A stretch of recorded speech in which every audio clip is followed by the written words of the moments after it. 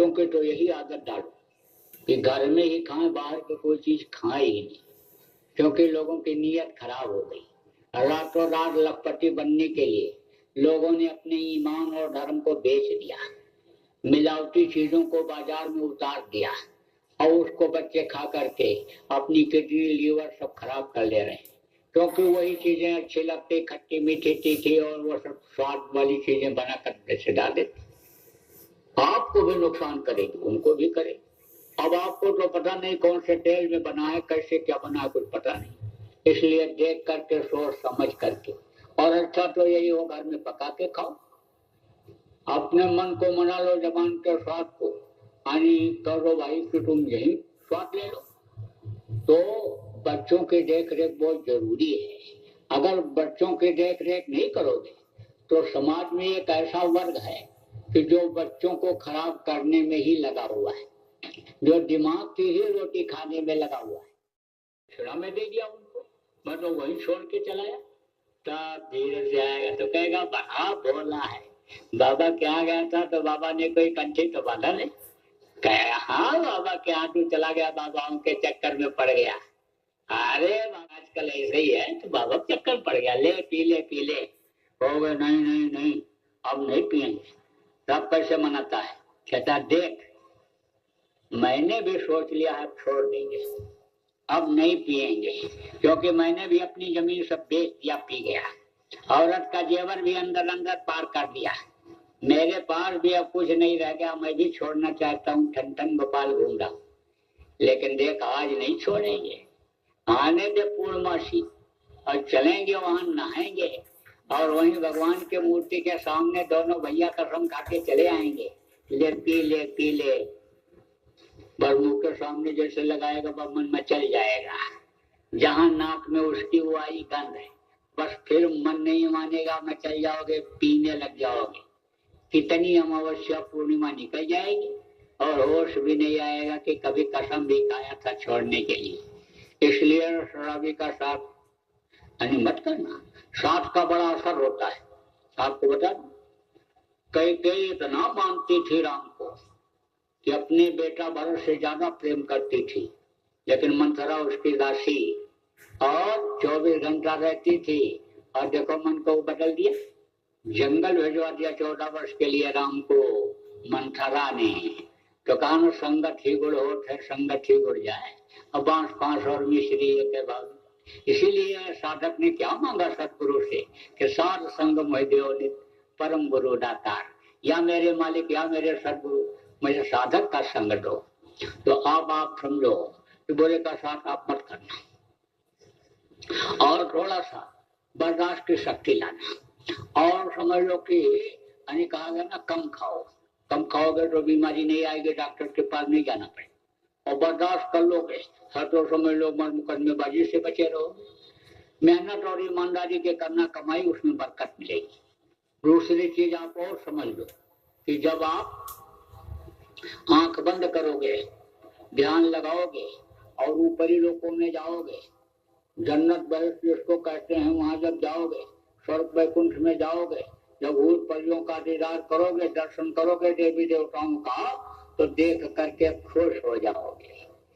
वहां का दृश्य सीनरी, वहां का नजारा जब देखोगे तो एकदम प्रसन्न हो जाओगे और दूसरों को बताने लगोगे, और जैसे बताओगे वैसे ही वो बंद कर दे, और फिर वो देने वाला नहीं उस चीज को, इसलिए बताना मत किसी को, कुछ भी दिखाई या सुनाई पड़े, कोई भी अनाथ वेद वाणी सुनाई पड़े, दैवी आवाज सुनाई पड़े, उसको बताना मत किसी को। अब आप और समझो, 3 चीज, 3 आंख, 3 कान और 3 नाक, 2 आंखें ये बाहर, इससे बाहर की चीज दिखाई पड़ती, और 1 आंख अंदर जीवात्मा में, जिसको दिव्य दृष्टि आत्म चक्षु नेत्र कहते हैं, उससे ऊपरी लोगों की चीजें दिखाई पड़ती। तो 2 आंखें बाहर, 1 आंख अंदर, 3 आंख, 2 कान बाहर, इससे बाहर की आवाज सुनाई पड़ती, और 1 कान जीवात्मा में, उससे ऊपरी लोगों की आवाज सुनाई पड़ती। 3 नाक, देखो एक सोडा के दाहिनी तरफ, ये बाईं तरफ, ये तो है नाक, जिसको आप नाक कहते हो ये तो कबर है ऊपर से। ये बनावट किसकी है? जिसके लिए कहा गया अजब तेरी कारीगरी रे करता, जान न जाने माया तेरी बदले रंग हजार, अजब तेरी कारीगरी के करता। देखो यहाँ हजारों आदमी आप बैठे, लेकिन चेहरा किसी का किसी से मिलता है? किसी से नहीं मिलता। यह उसकी कारीगरी है। तो उसने ये दो नाक बनाया बाहर, और एक नाक है अंदर जीवात्मा ने। उससे जब खुशबू ऊपरी लोगों की मिल जाती है तो मस्ती आ जाती है, आनंद आ जाता है, और वो खुशबू जल्दी खत्म नहीं होती है। कहा भांग बपूरी सुरा पान उतर जाए प्रभात, यानी भांग खा लो, शराब पी लो तो उसका नशा सुबह उतर जाएगा। नाम कुमारी नानक का शरीर है जिंदार। वो जो खुशबू और वो कुमारी है वो कभी उतरती नहीं, खत्म नहीं होती है। तो तीन आंख, तीन कान, तीन नाक, और सुमिरन ध्यान भजन तीन चीज है। पहले बड़ी मेहनत के बाद तब देते थे।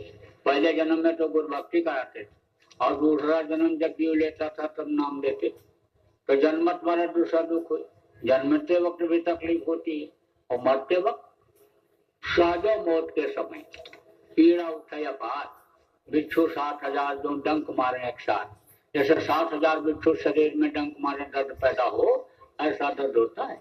हड्डी हड्डी चटकती है, आंख की रोशनी खत्म हो जाती, कान से सुनाई नहीं पड़ता, जबान तुतली हो जाती है। देखो प्राण निकलते समय बहुत से लोगों के बड़ी तकलीफ, रोता है, चिल्लाता है, हाथ पैर पटकता है। तो दूसरा जन्म जब लेते थे तब ये मिलता था। अब आप तो पहली बार ही आए, और अभी आपको सत्संग भी पूरा नहीं मिला, पूरा समझे भी नहीं संत मत को, और आपको दे दिया जा रहा है। अब क्यों दे दिया जा रहा है? क्योंकि पहले उम्र निश्चित रहती थी, अन्य समय लोग की उम्र पूरी करने के बाद इस दुनिया से लोग जाते थे, लेकिन इस समय पर किसी के जिंदगी का कोई ठिकाना नहीं। अब आपको नामदान अगर न दिया जाए और समय आपका पूरा हो जाएगा तब तो आप फल जाओ, और नामदान आपको दे दिया गया, और आप सुमिरन ध्यान भजन जो बताया जाएगा करने लग जाओगे, और आपको अंतर में कुछ दिखाई सुनाई नहीं पड़ा, आपका काम भी पूरा नहीं हुआ, और शरीर भी आपका छूट जाएगा, तो आप मनुष्य शरीर पा जाओगे। मनुष्य शरीर का पाना बड़ा मुश्किल होता है। खोज जन्म जब भटका खाया, और तब न दुर्लभ पाया। इसीलिए तो गुरु महाराज ने कहा इनको बांटो, आप दो इनको जल्दी करो, तुम देर मत करो। तो गुरु महाराज के जाने के बाद 1 साल के बाद ही उनके आदेश से, और जो करते हैं उनको फायदा भी हो रहा है। बताते हैं कि बीमारी में हमारे लाभ हो गया।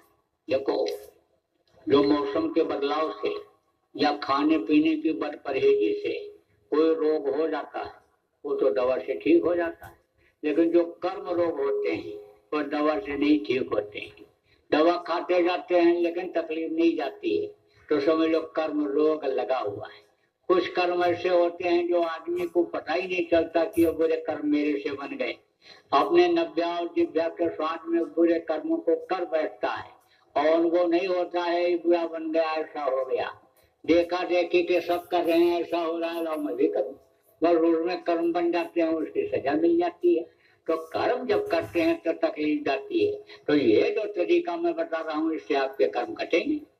इसको अगर आप करोगे समय निकाल करके सुबह शाम, तो आपके कर्म कटेंगे, तो तकलीफ तो दूर होनी ही होनी है। अरे भाई दवा से तकलीफ दूर कर दोगे, लेकिन कर्म की तकलीफ कैसे दूर होगी? जो सजा मिल रही वो इससे दूर होगी।